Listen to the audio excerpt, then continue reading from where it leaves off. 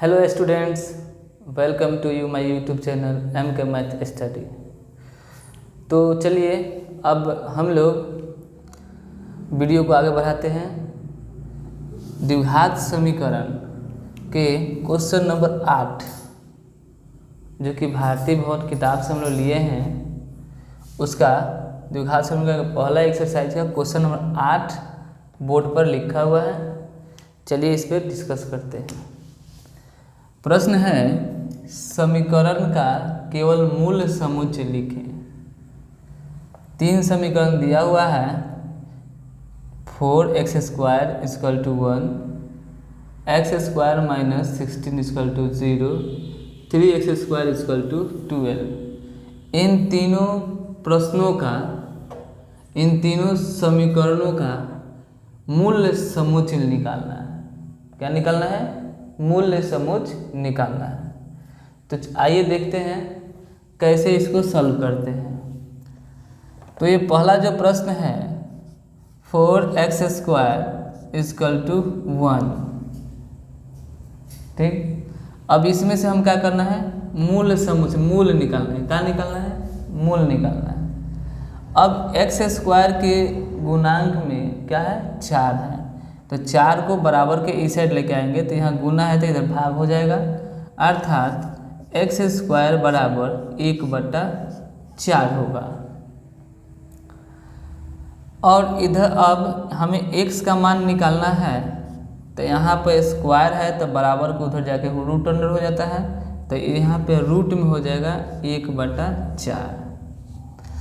अब इसका जब वर्गमूल निकालेंगे तो ये मेरा आएगा प्लस माइनस में 1 का वर्गमूल 1 होता है और 4 का 2 होता है। इस प्रकार से हल समुच्चय इसका क्या होगा? तो हल समुच्चय में हम लोग लिखेंगे 1/2 और माइनस का 1/2। इस तरह से हल समुच्चय निकाले जाते हैं। आइए अब इस दूसरे प्रश्न को देखते हैं। दूसरा प्रश्न है हम लोग का x² - 16 = 0। इसमें से क्या निकालना है? मूल निकालना है। क्या निकालना है? मूल। तो अब क्या करेंगे? ये 16 जो इधर माइनस में है बराबर के उस साइड में लेके चले जाएंगे, तो ये क्या हो जाएगा? तो x² बराबर क्या हो गया मेरा? 16। चूँकि इधर माइनस में है तो बराबर को उधर जाके क्या हो गया? प्लस में। अब x का मान निकालेंगे तो यहाँ पर स्क्वायर तो इधर में आगे क्या हो जाएगा? रूट में हो जाएगा। अतः x का मान निकालेंगे तो प्लस माइनस क्या होगा? 4 होगा। इसी तरह से अब इसका भी हल समुच्चय लिखना होगा। हल समुच्चय तो आप लिख सकते हैं 4 और -4। अब तीसरे प्रश्न को देखते हैं। तीसरे प्रश्न इसका भी हल समुच्चय निकालना है, मूल समुच्चय निकालना है। तब x² के गुणांक में 3 है तो इधर जाके इधर भाग में हो जाएगा। इस प्रकार से x² = 12/3, ठीक। अब 3 से 12 4 बार में कट जाएगा तो हम लिख सकते हैं x² = 4।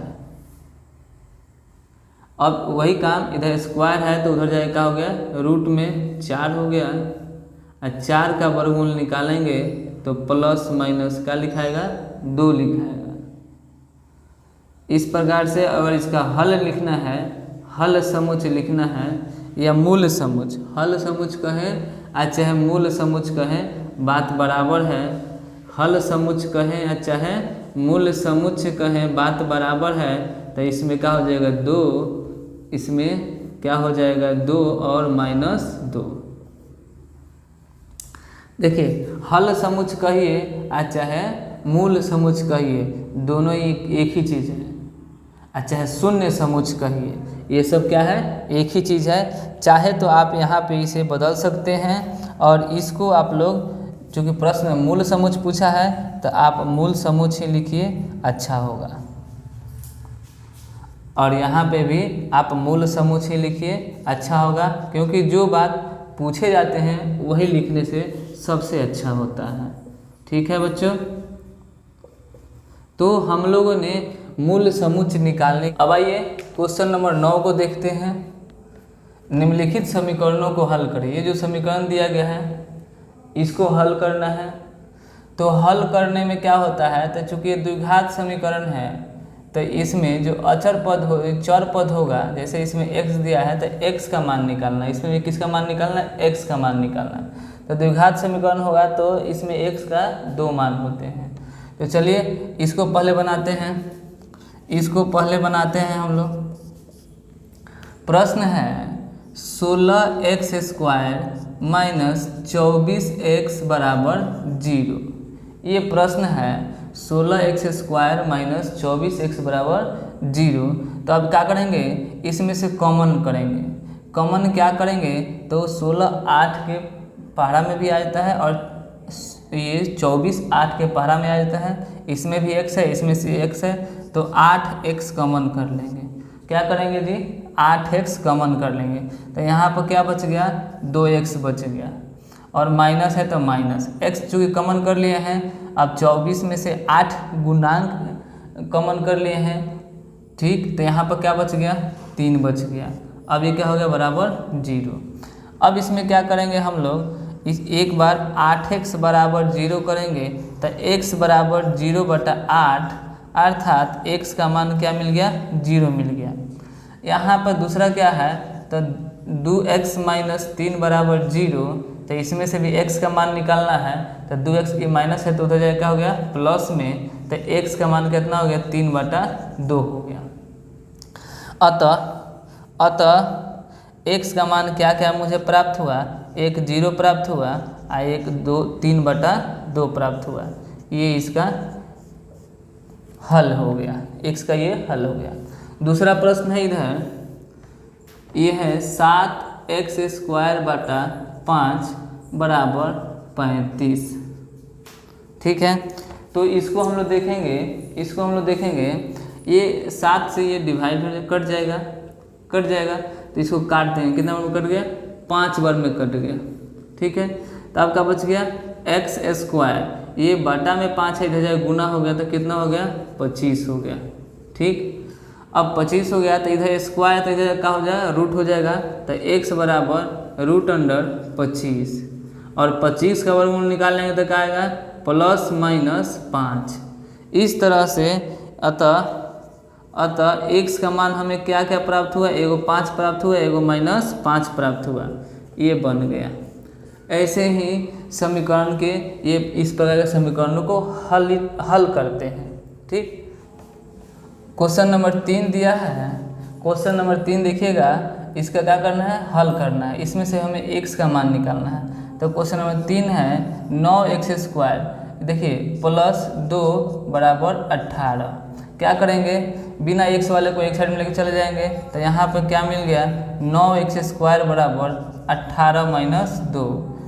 तो 9x² बराबर कितना प्राप्त हुआ, 16 प्राप्त हुआ।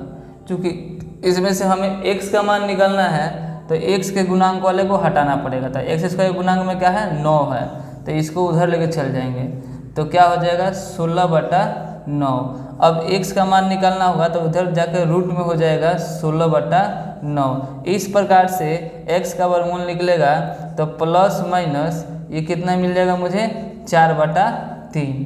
तो x का इसमें मान क्या क्या हो गया, तो एगो 4/3 हो गया प्लस में, और एगो माइनस में कितना हो गया, 4/3। ये इसका आंसर हुआ। ये चौथा क्वेश्चन है और इस प्रश्न का अंतिम क्वेश्चन है 11x² - 8 बराबर 8 - 14x²। तो x² वाले को एक साइड में करते हैं और बिना x वाले को एक साइड में करते हैं। तो यहाँ क्या हो गया, 11x², चूँकि अब माइनस में 14x² है तो इधर आगे क्या हो गया, प्लस में 14x² बराबर में ये 8 है, माइनस में है तो इधर जाए क्या हो गया, प्लस में।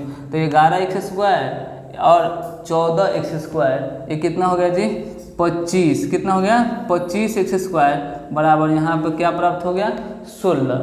अब क्या करेंगे तो एक्स स्क्वायर बराबर, ये इधर गुना में तो भाग में हो जाएगा, तो 16 बटा क्या लिख देंगे 25।